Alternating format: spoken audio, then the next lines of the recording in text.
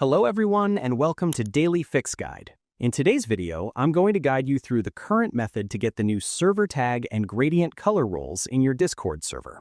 Now this process is straightforward, so without wasting any more time, let's jump right in. First, it's important to note that the new features, meaning server tags and gradient roles, are currently in a very limited testing phase. Right now, Discord has only enabled them for about 0.1% of all servers. That means only 1 out of every 1,000 servers has access to these new features.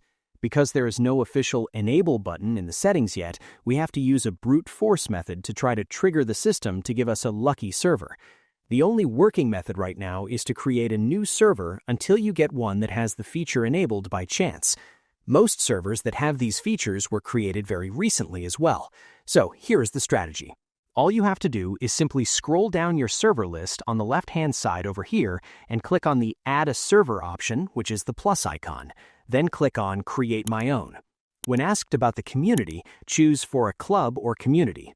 Now simply add your name or whatever name you want and then click on Create. Once you've done that, you'll likely need to repeat this process multiple times, creating a bunch of test servers to increase your odds of hitting that 1 in 1,000 chance. Once you have created a server, how do you know if it is the lucky one? You can check it manually or use a tool. To check it manually, simply go to your server settings by clicking on the server name. Then click on Server Settings. Over here, click on Boost Perks. In this page, if you see new perks listed regarding tags or color, that means you have got the lucky server. To check it using a tool, which is also a faster method, what you can do is create an invite link. Click on Invite People, then copy the invite link right over here. Now go to your preferred browser and search for Nelly Tools, then just hit Enter. Open the first option, go to Guild Info right over here, paste your server code in here, and then click on Check. If you have the features, it'll show you right over here. As I do not have the feature, it is not showing, but if you do have the features available on your server, it'll look something like this.